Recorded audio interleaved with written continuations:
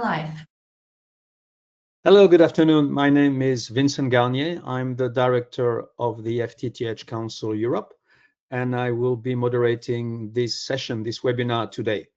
The title of the session is Improving Customer Installation with Visual AI. And this session is brought to you by and sponsored by IQGeo, a long-term member of the FTTH Council. I will start with a few introduction element and housekeeping item, and then we'll hand it over and introduce to our speaker. So for those who are not familiar with our organization, we are a non-profit Brussels-based European Industry Association founded 20 years ago, a bit more than that, with the mission to promote full fiber network as a future-proof and sustainable access network technology. We regroup a bit more than 180 member company, which are vendor of solution, operator of network, investor, consultant. The entire FTTH ecosystem is regrouped within the FTTH Council, and we do influence policymaker, produce study reports. We are a platform for networking, and we organize events online like this webinar series, but of course also in person, and our flagship annual event, the FTTH conference, takes place in a few weeks in London. Some element on the next slides concerning this webinar session. This is part of a series of webinar, and we really want to share with you very practical information to help all stakeholders further improve the efficacy of the rollout of fiber and adoption. And this session is recorded. On the next slide, I'm offering some additional information related to the principle of the session. You cannot verbally ask any question, but there is a question box in the control panel where you can type any question you have. We will take this question at the end, and in case we could not address them, I'll forward this question to the organizer, and no doubt they will come back to you with their answer. And of course, you will receive a link for all of those who are registered. You'll receive a link to the replay a few days after the event. Now, what are you going to learn from this session? As you probably know, fiber deployment has reached a high level of coverage in Europe, close to 80%. Of course, it differs from country to country, but increasingly the critical part is to move from rollout to effective adoption, and the connection of homes is a critical part.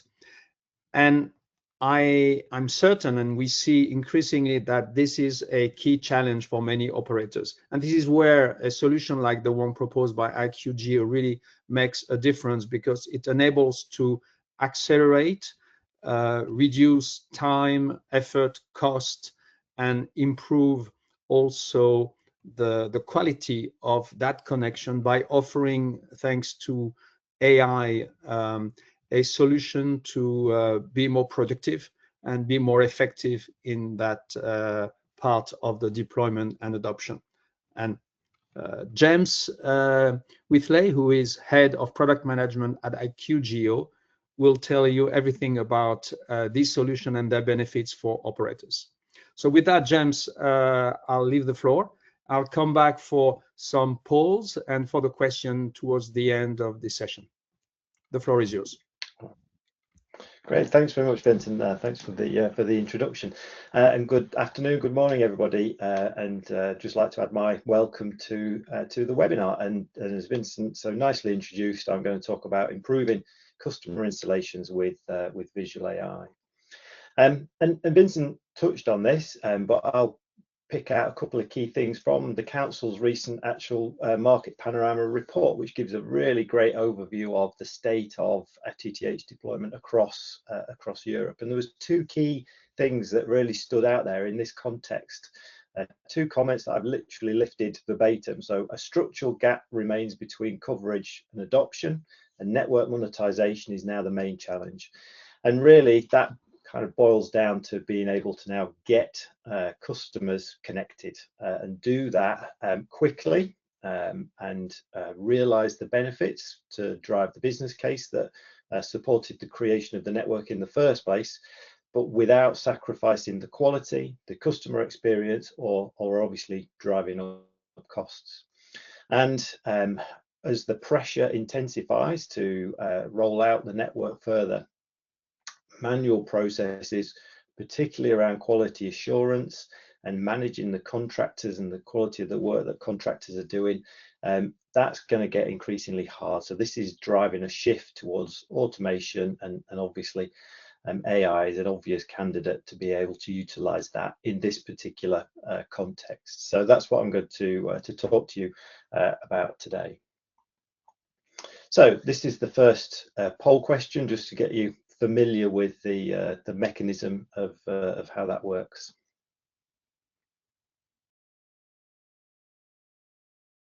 So hopefully the poll will kick off and you'll be able to provide your feedback.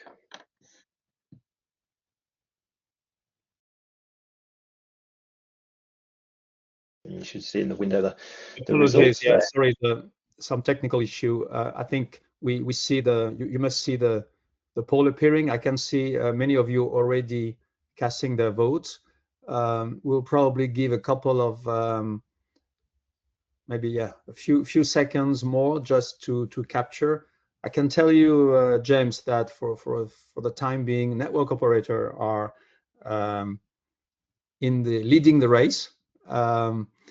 But we have an interesting balance between the different profile. Let me end the poll because it seems to stabilize now, and you can maybe share a little bit of comment if you see the result appearing on your screen. Yeah, I do. Yeah. Well, I can see the result in the console. Yeah, we have 48% are network operators, 17% come from the network building or installation side. We have 11% of equipment vendor and 24% of software vendors. Yeah, so that's great to see so many operators on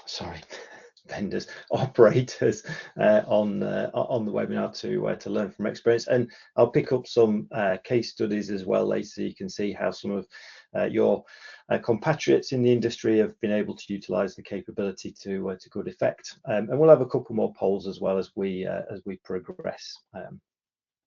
So what are some of the challenges that we see with customer installs? So we break this down into these three key things. So the first thing is around the actual quality assurance, quality control process itself. We see that it's very common to have a manual quality assurance process, and just because of the sheer volume of work, that means that only a small proportion, typically 5 to 10% of the installations, can actually be quality assured, which obviously has a knock-on impact. That's bound to mean that defects sneak through, and that results in additional rework, delays to getting the customer on board, which obviously introduces higher costs as well. We also see that actually, because of not the lack of QA, but because you can't check at the time the technician is doing the work, that actually is quite common for these connections to fail first time. So 20% is a typical number. That does vary. We've seen numbers higher than that as well in a number of operators. We operate globally, and we've seen numbers across the world that can be worse than that. And of course, again, that introduces delays. It impacts the customer. The end customer is not happy if a technician comes, installs the drop, to then discover that they haven't got their great new broadband service at the end of the day, and they've got to then wait, get another appointment, and so on and so forth. And ultimately, some customers will vote with their wallet, and they will just, as soon as that contract period ends, they'll maybe switch to another provider. So that activation failure can result in churn as well. And then finally, there's downstream consequences as well. So from a point of view of operating the network, once those customers are connected, you need to be able to understand how they're connected, where they're connected, etc. And having that unreliable documentation does not help with later operational processes, particularly when it comes to actually the billing side of things. And obviously, as mentioned a couple of times, contract and in the customer across all operational processes.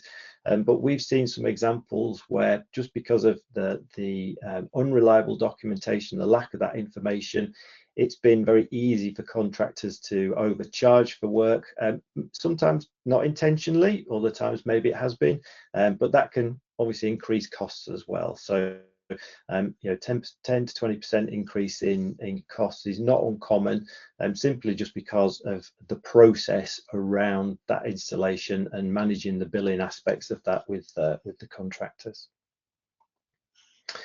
So how do we go about solving some of those challenges?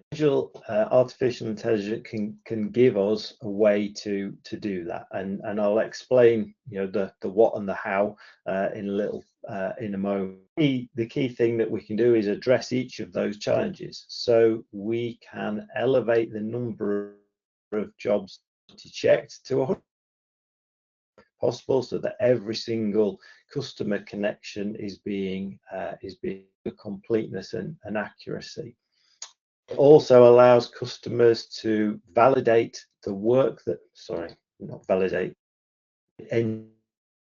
to validate the work that they've been doing on site before they leave site.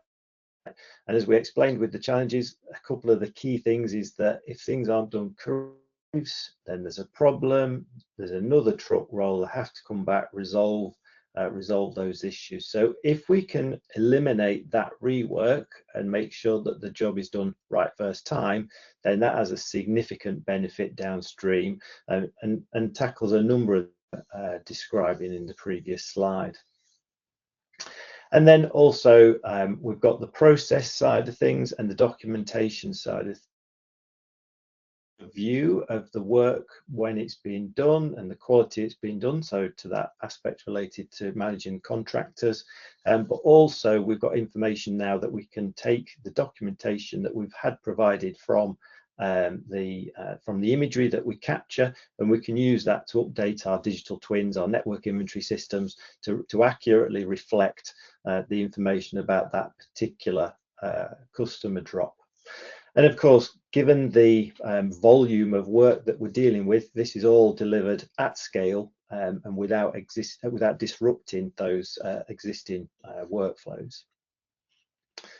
So what does that mean from the technician's point of view? And I'll talk through each of these little steps in the process here, and I'll show you how this actually looks in reality in a little while. And we'll just dip into the process in a little bit more detail, but just at a high level to give you an idea. So obviously the first thing is that a technician has a job to do, a task.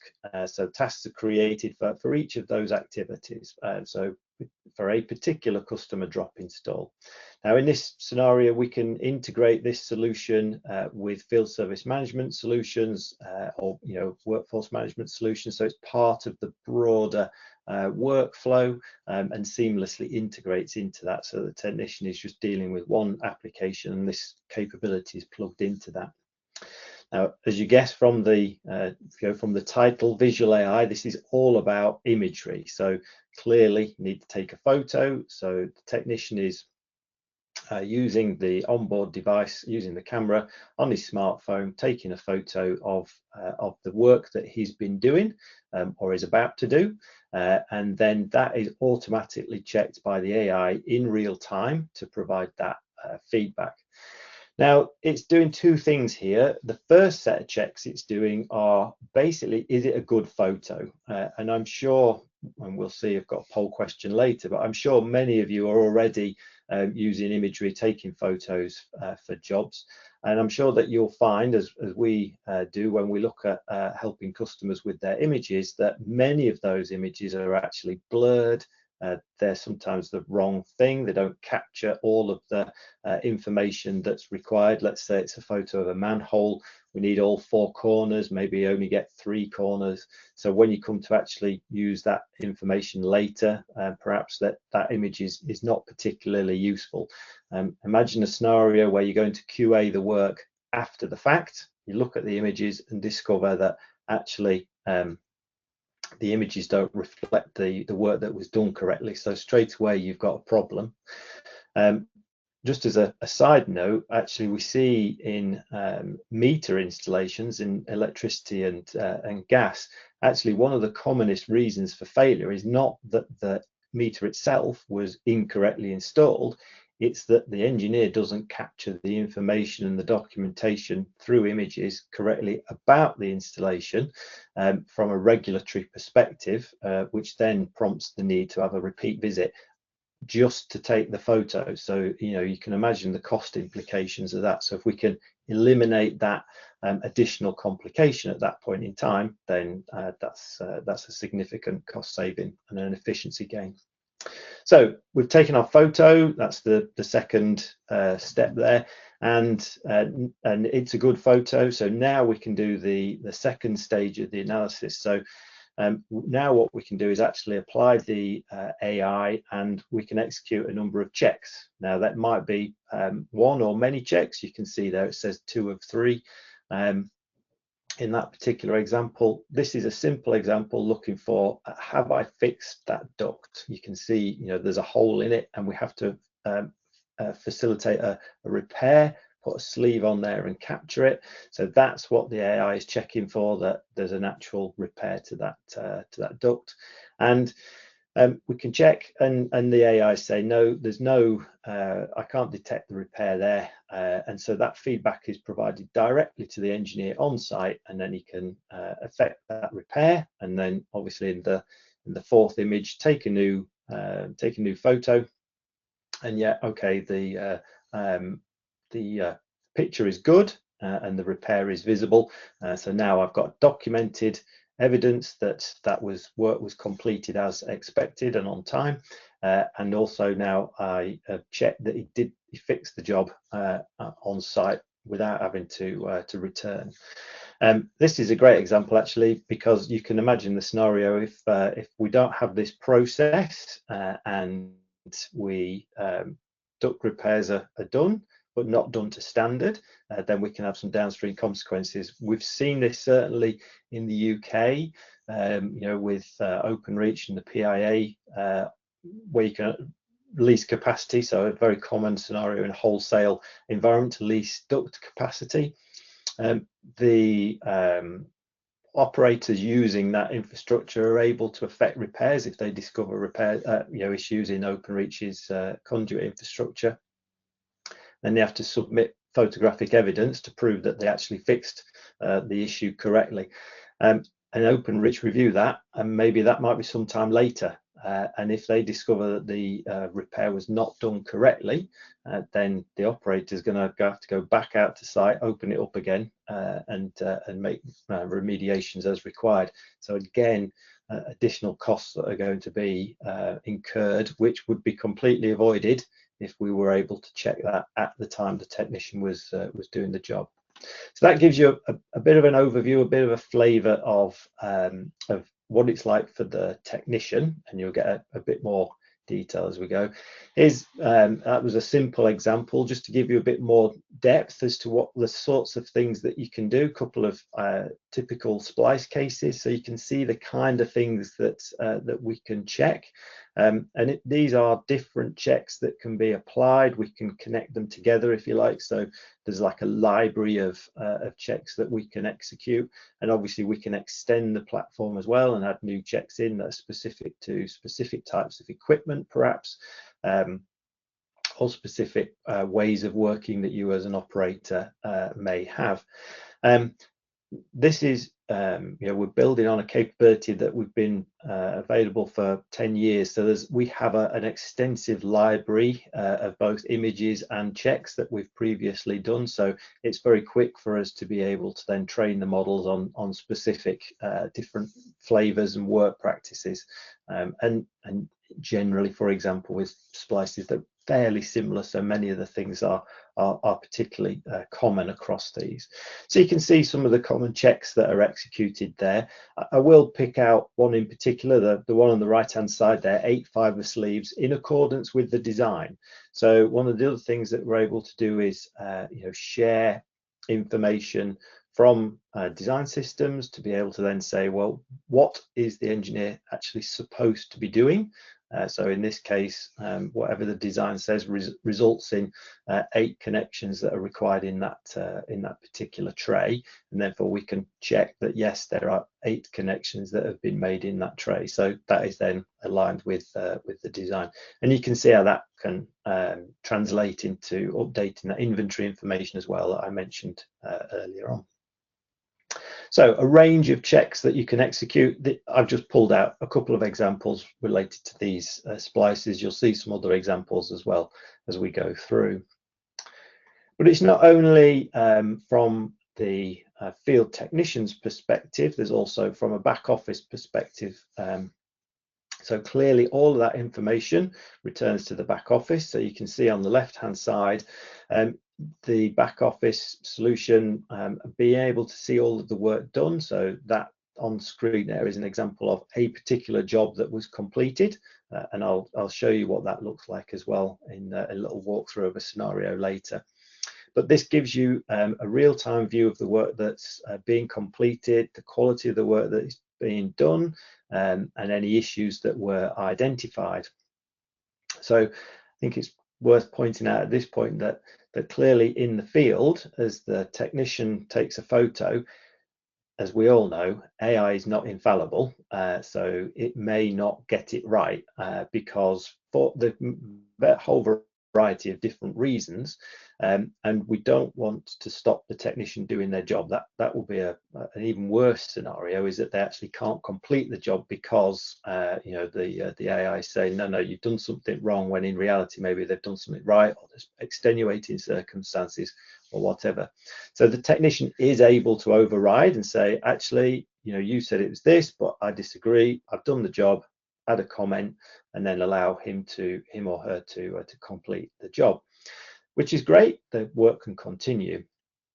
In the back office, we can see that, and we can see that that particular job had a failure that was overridden, and then we can take action from that. Now that could be tweak the model, so train the model a little bit so that it improves going forwards. Particularly if we see that consistently happening, then we can improve that aspect that's being checked in the model and make sure that doesn't occur going forwards.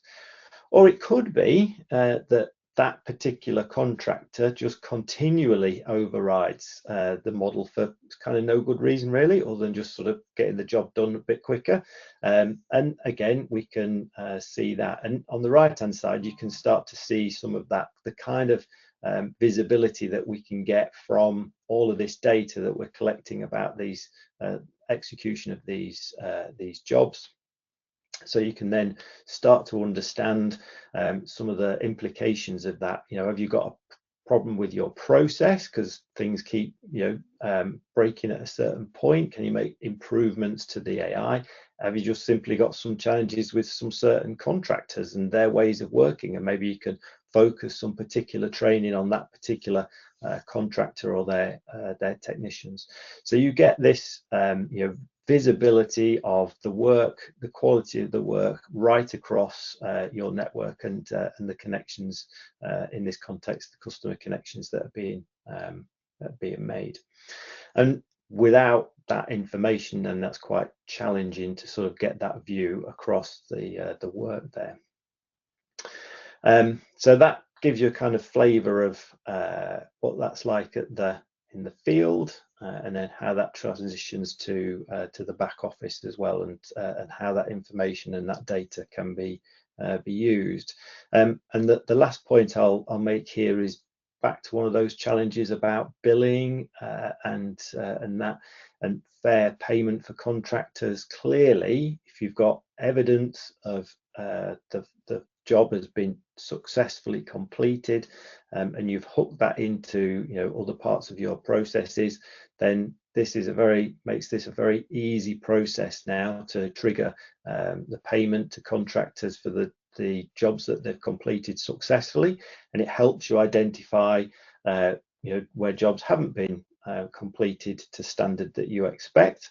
And that makes it an easier conversation with the contractors as well, because they're paid for the ones that they've done, no questions, no quibbles, and the ones where there's issues, then you can just focus on those, resolve those issues, and move those along through the process, rather than kind of payment for all jobs being held up because there's 2 or 3 that have got some question marks against them. This gives you a much better way of interacting with your contractors, and just from a timing point of view as well. As a job is completed, you can push that through the process to allow payment to happen, rather than everything sort of stacking up and ending up with a backlog behind QA people who are trying to check these things and then get it all dealt with by the month end to make sure that the contractors can get paid and things. So allows you to smooth some of the bumps out of the process as well.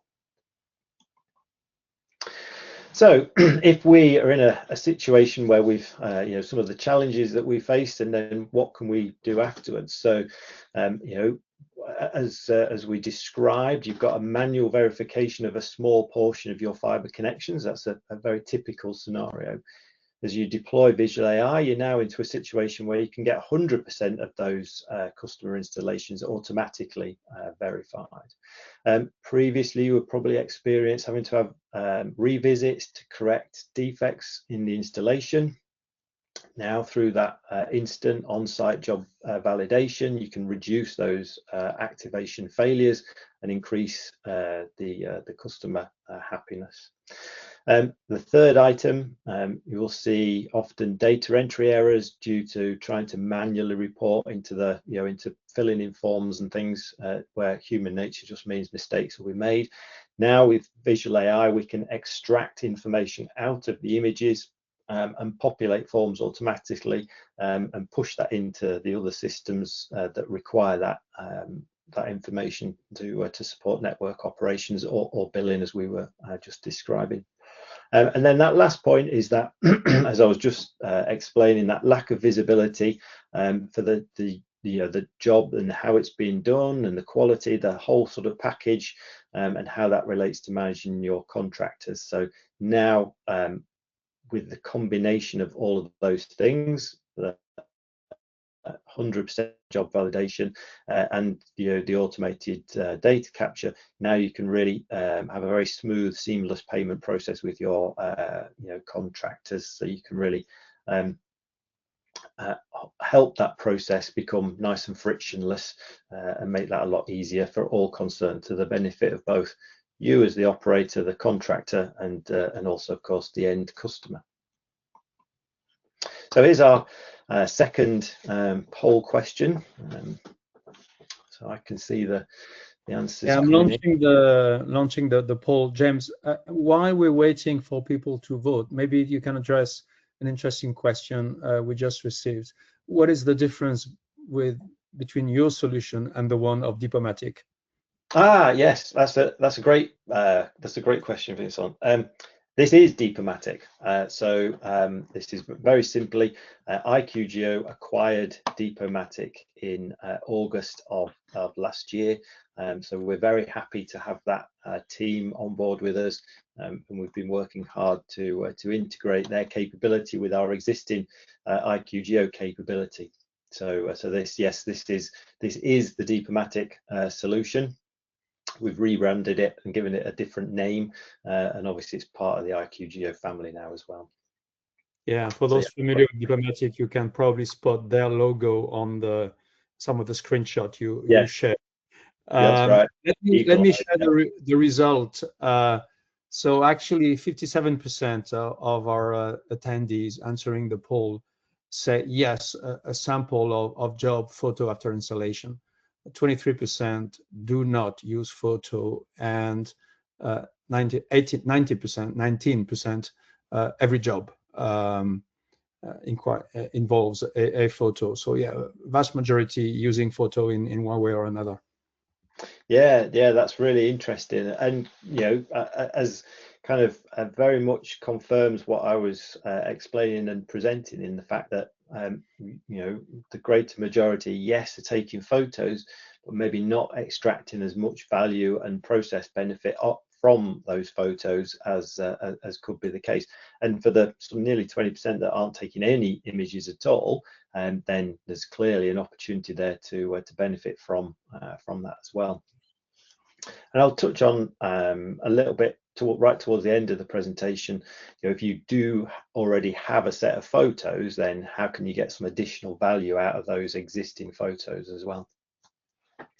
So I'm going to just do a couple of little videos that just give you just short videos to give you an overview of the capabilities, and this just sets a little bit of the context.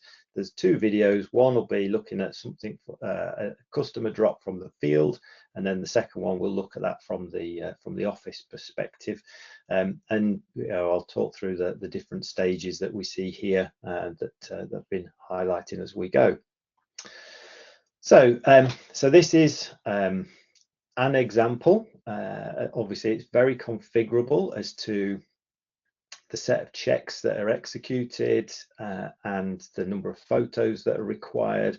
I also just wanted to highlight again that technicians can override the AI here. So I'll run the video and I'll probably pause at different points. But so that's the list of jobs that you saw there. And in this case, the engineer is actually just creating one on the fly. But obviously, in many cases, you're going to get this issued to you. So you can see there's a number of tasks there. So each one requires a photo. You can see the progress at the top, so none have been done. Now, I am clearly not up a pole. I'm sat in my office, so you're going to see me selecting photos here from the image picker. Now, what flashed up there was the picture of the OTDR meter connected to the pole, as you can see there. Let me just pause that. So you can see that's the image that I took. I didn't really, but one of the installation engineers who was putting this drop in did. And you can see he's got that connected and he's testing the drop that is installed. And what we're doing, the check that we're doing, is extracting the power level out of the image to make sure it conforms with the expected power level that needs to be provided. And you can see, obviously, has the opportunity to retake a photo if there's some issue, and you can carry. Sorry, that's just jumped back to the.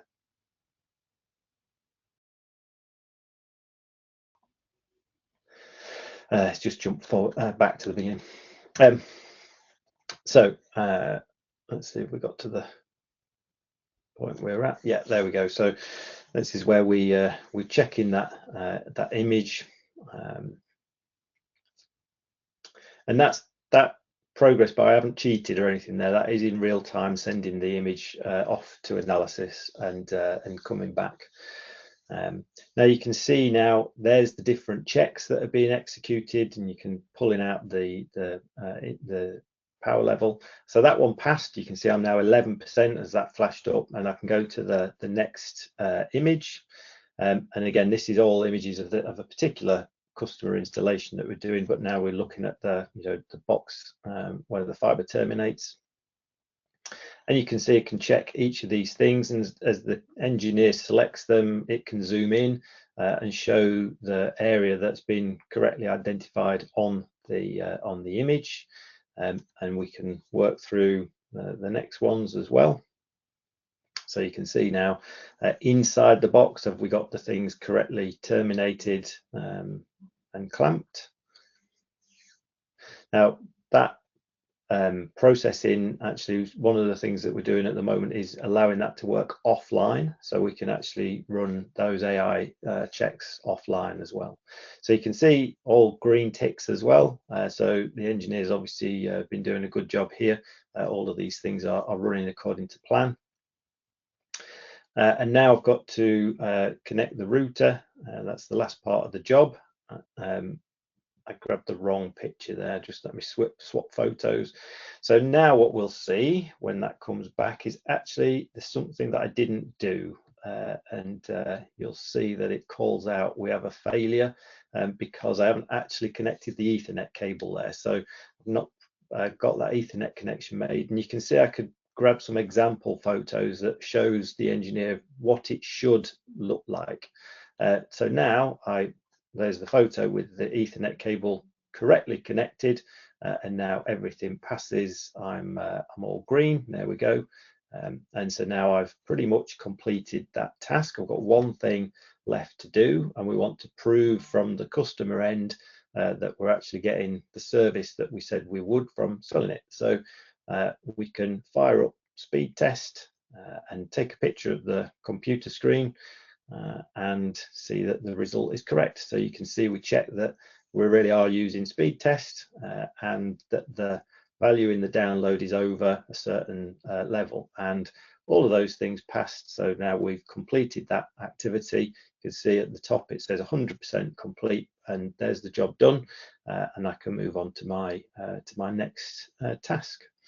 So that's just one example of for a customer install, and I know some of that sort of flashed through a little bit quick, but you get the idea of a series of images that are taken. We can have multiple images for a particular job.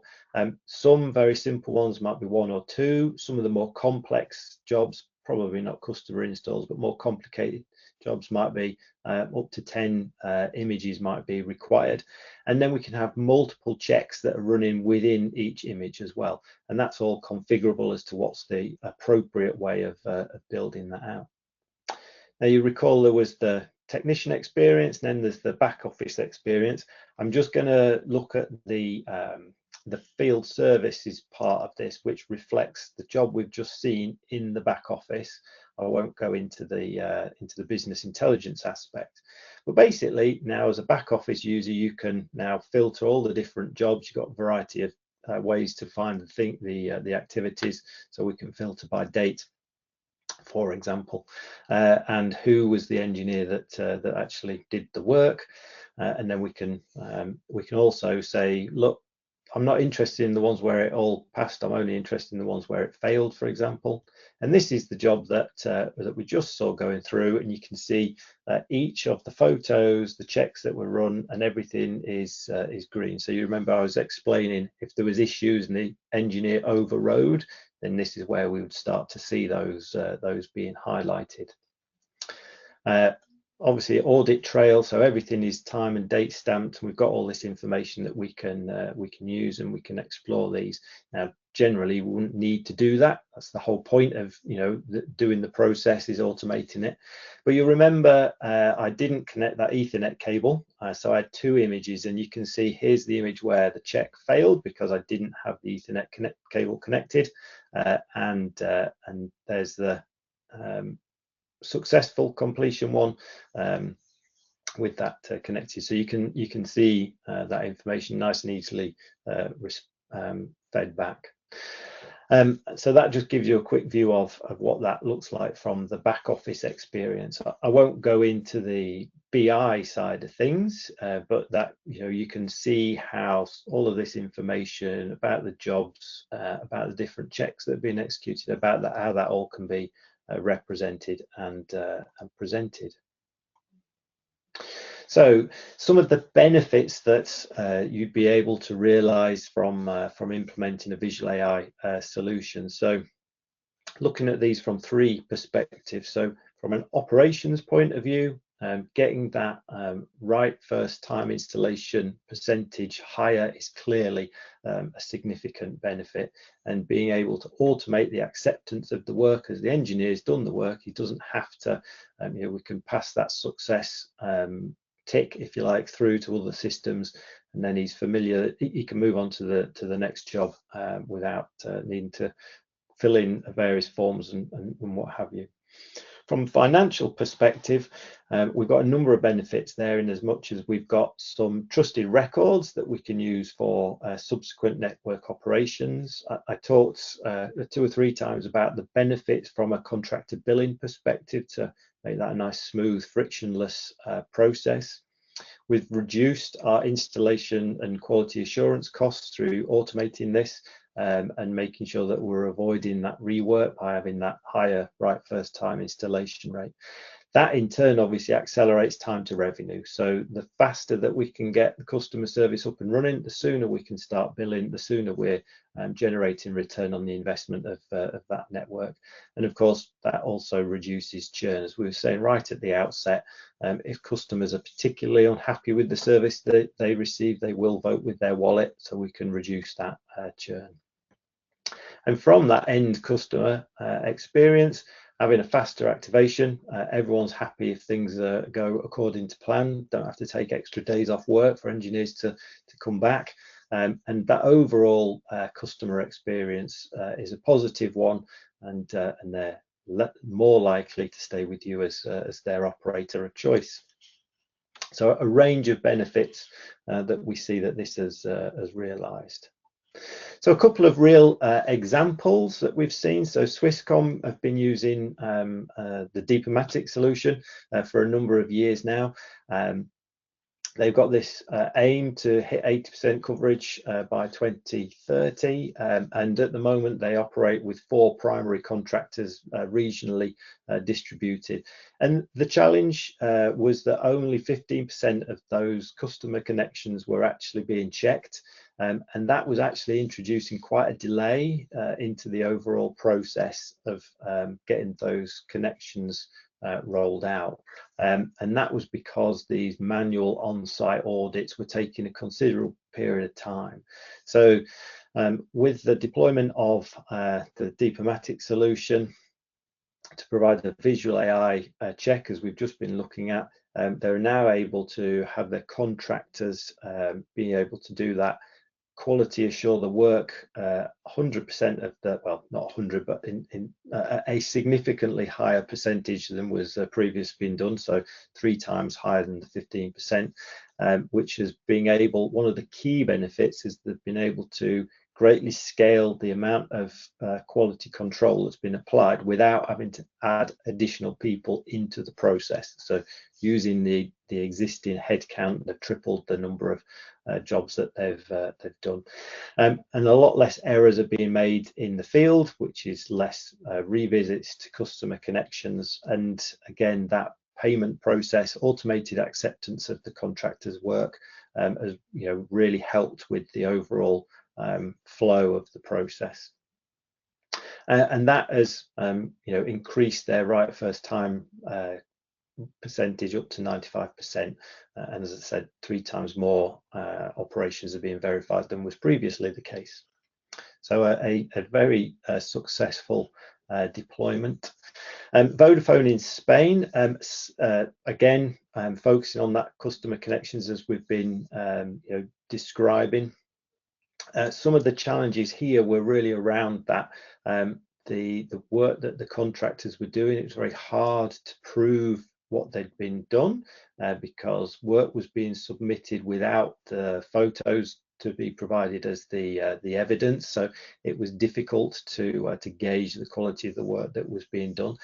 This resulted in billing discrepancies, so it was hard to determine, what was actually done versus what was being invoiced, and it was some installations looked out of proportion for the costs that were expected with those. So the costs were disproportionate in some way. So with the implementation of visual AI to manage that overall process, so that the costs for installation reduced by 20%, contractors were happy because now it was very clear the acceptance criteria.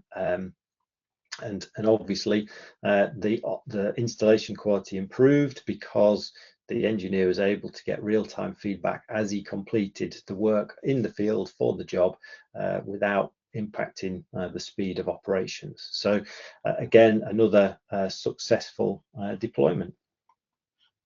So our final poll question is just one to see what plans you in the audience may have for visual AI. Maybe James, can I take this opportunity because we're getting close to the end of your presentation? I would like to encourage anyone in the audience to use the question box to ask any question they might have, as we will transition rapidly to the Q&A part of this webinar.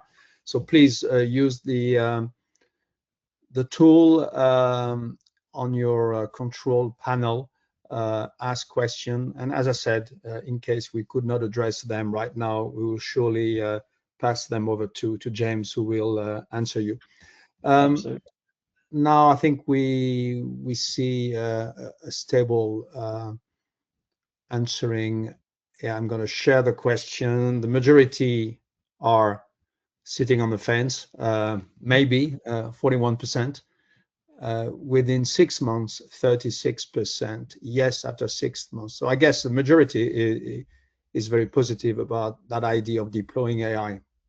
Yeah, I definitely agree. I think, and hopefully, for the maybes, hopefully the presentation has, has given you some insights into some of the value and benefits that some of our existing customers have been able to realise. So just a couple of slides just to close it off. I've focused on customer connections because adoption, as we said at the outset, is a key thing. The technology, though, and the use and the concepts that apply can be applied right the way across the FTTX lifecycle. So all the way from the network construction through the distribution, in whether it's street cabinets, whether it's drop closures. We focused on drop install and service activation, but also ongoing maintenance. Anywhere where there's work done on the network, we can capture that, train the models to provide feedback and improve the quality of the work that's being done and give information about that back into the network inventories. So you can use that right the way across there. And then the last slide I mentioned, for those operators, attendees that said that they did take images but weren't necessarily doing anything with them, that's a fairly common pattern that we see. So our approach here is we have this 3-step approach. So the first step with Reveal is that actually we can take those images and that we can run them through our AI, and we can give you some feedback as to how good quality your data actually is contained with those images. So that's a very helpful step that can just give you some insights into to what you hold. The second stage is to deploy the field app that I saw there, just to control and capture the good images. So you can make sure then that your assets are, we sort of refer to as being observable in that sense. You can check that your jobs are observable, and you've got improved quality of work overall. So that's just a simple step to make sure that the image data that you're capturing is good quality. We're not necessarily applying the full AI checks to all that, so it's a lighter weight process.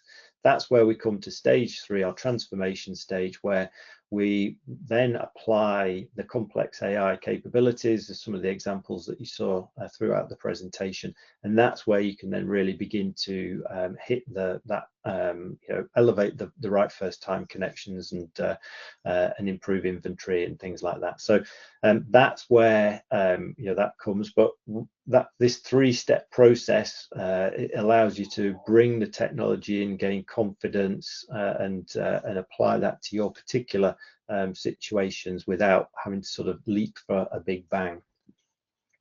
So I think the last thing to do is to just mention Vincent mentioned the conference that takes place in a couple of weeks in London. We'll be there. We'll be on booth G26, so we'd love to speak to you there. We'll also be participating in a number of workshops and one of the panel sessions. And so with that, I'll hand it back to Vincent and we can take some questions. Thank you, James, and thank you for promoting the conference. And even if you do not want to see James, you can come to the conference. There's a lot of content, and it's a great place to network anyway. But for sure, your solution, James, attracted a lot of attention from your audience. So I've got a few questions to share with you. Dan is asking, do you have a practical case of photo from which you can detect a failure of an installation, except of course optical signal. Is thinking about how connectors are installed or possible fiber that have installation of connector having an impact of attenuation. So wrong connection. Can you detect that? Yes, I think that's perfectly within the bounds of what we can do. The sort of rough guiding principle is if you could see it with the human eye, then the AI can be trained to be able to see that. So that's the rough rule of thumb that we have, and that's proven pretty reliable and successful. Yeah. Okay, thanks. Tangi is asking, where do you see the limits today between controls that make sense to automate due to low complexity, high volumes, and those where it doesn't really make sense because too complex or maybe not frequent enough? Yeah, that's a great question. And I think that's probably why the focus on customer installations, because they are obviously quite high volume and relatively low complexity.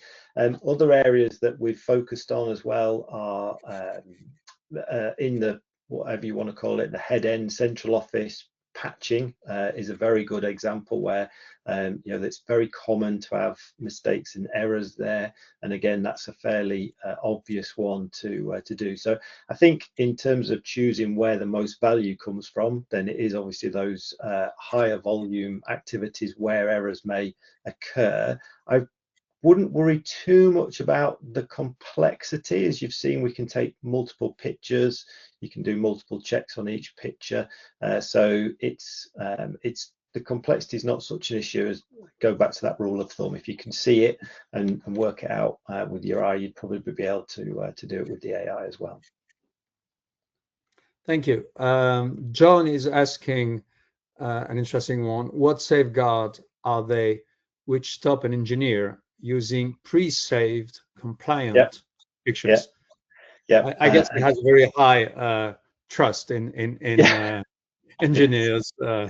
Yes, that's actually a great question, and that's something that we've seen very, very commonly is engineers uploading images from previous jobs, and the AI will actually check for that. So it will check whether that image is been previously used. It will also check geolocation as well. So if you know you should be installing this on 23 Acacia Drive, and actually you've submitted an image that was from 15 Wood Green, then the system is going to say, hey, that is not a valid not a valid image. Yeah, great. So you cannot cheat. that's the idea. Yeah. Roland is asking, I believe that all examples shown pertain to the public domain. So his question is about how do you manage privacy when you take picture in private domain, whether for any installation. Do you deal with that? Yeah, I think so, if I understand the context of the question correctly. So yeah, the system is secure, so there's no opportunity. It's you have to have secure access to be able to get into the system. You as a customer, you can't see other customers' data, for example. And if we've captured any information there, then that's protected. So I don't think there's any privacy concerns from that point of view that we're aware of. Okay. Contractors can be resistant to new processes, like everyone. How do you make sure that they follow the standard step and visual AI, and that they are not be reluctant in adopting something which might be perceived as maybe intrusive for their work and their habits? Yeah, that's a great question. I think the Swisscom example is a really good one, and there's a more detailed case study that are available there where the contractors themselves really saw the benefit. So it was really around educating why this was helpful, and I think that they saw that from a from a personal standpoint, the contractors being able to make sure that they'd done the job without having to come back again, because no one likes having to go back again to do a job and finish it off properly, sort of thing. So that getting them engaged into the process and educating and understanding the benefits. I also had a snippet from one of the end customers who had a personal experience of having a meter installed in his house. And he knew that the engineer doing the meter installation was actually using this visual AI technology. And he asked the engineer, "What do you think of this AI thing?" And the engineer was like, "I have no idea what he's talking about." He said, "The thing that you take photos with." He said, "Oh, it's fantastic." So why is it fantastic? And for that engineer, the way the job worked was that he took the photos, they got sent to the office. He had to wait on site until someone in the office reviewed and approved those photos. And on a Saturday, when he's doing his meter installations, is often the case, meant he got 2 or 3 jobs done, and he often went into overtime, into the afternoon, and missed his football match. This meant it got QA'd there and then instantly, and he was off. He was done by 12 and he was free to go watch the football. So he was personally invested in that, even though he didn't realize it directly. So it's that kind of acceptance and education that that can really help with that acceptance. Very interesting. Tarek is asking, is the AI engine LLM in bracket used here deployed on premises or hosted online? Yeah, that's a great question. The first answer is it's not an LLM. So this is a deep learning model. So we do use LLMs, but actually this is all based on a deep learning model that we've built and trained. This all runs in the cloud. So it's all running we run on Google's infrastructure, and it's a SaaS-based offering. The bit where we do use LLMs, we use those to help with configuration. So you can prompt to configure the models that you want to use and how you want to combine them, just to make that a quick and easy process. We are close to the end. Jacko is asking whether it's possible to work offline if you don't have connectivity. Yeah, it is. Yeah, that's something that that we have available and we're extending. You obviously can't do everything offline because some of the models are a bit more complex, require a bit more processing power. But actually, for some of these, we can run them offline. And actually, that's one of the benefits of the approach we've taken with these deep learning models. They can be quite small, compact. So yeah, that's definitely something we can do. Yeah. Okay. Do you have, I think that comes from Ettore, do you have use case or feature for your solution focusing on physical network measures like long civil network paths, digging, cable length, poles height, so anything which is linked to measuring in millimeters or centimeters? Yes, so we can do some of that. It depends specifically on exactly what, but yeah, there's some very simple approaches that we've used where, as long as you've got a frame of reference within the image, then you can use that to provide measurement information. And obviously, some of the things that we're looking at is how we can utilize LiDAR capability, particularly as some smartphones now come with onboard LiDAR. So yeah, that's certainly an area that we have some capability and are extending to cover more as well. Yeah. Okay. Joao is asking, from an operations standpoint, why the objective is to improve analysis of and installation quality. It is critical that field technicians perceive this is a simplification rather than an added burden. I think it connects to the previous point we mentioned. How does this solution effectively reduce workload, administrative overheads for technician on a daily basis?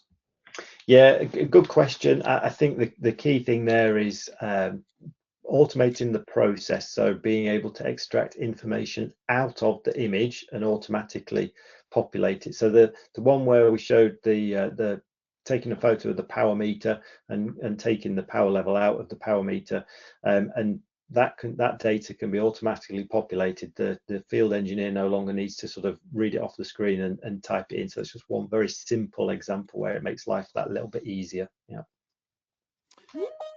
Okay, well, I think we are close to the end, and I can imagine that many of you online have other commitment at the top of the hour, so I will stop there. I would like to thank James for this fantastic presentation.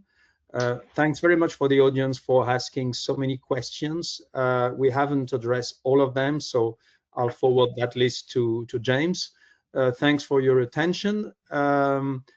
I look forward to seeing you in London at the conference or on any of our next webinar, which are always very well attended. So thanks again for following us, and I wish you a very good rest of your day.